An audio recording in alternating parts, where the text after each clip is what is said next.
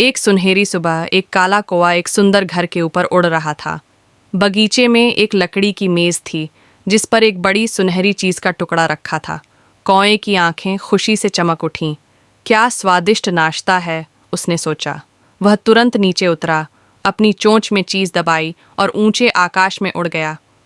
वह अपने पंख फड़फड़ाते हुए जंगल की ओर उड़ चला, जहां वह शांति से अपना स्वादिष्ट भोजन खा सके।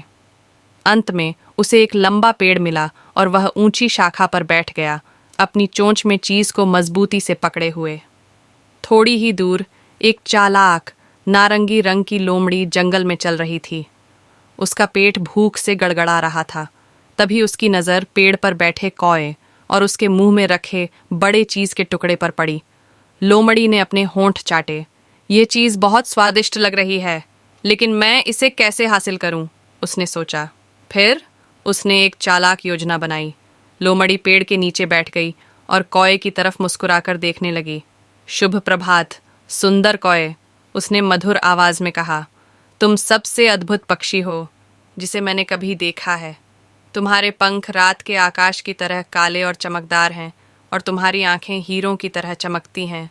कौआ गर्व से फूल उठा। उसने अपना सिर ऊंचा किया और लोमड़ी की मीठी बातों का आनंद लेने लगा। लोमड़ी ने आगे कहा, मैंने सुना है कि तुम्हारी आवाज़ पूरे जंगल में सबसे मधुर है।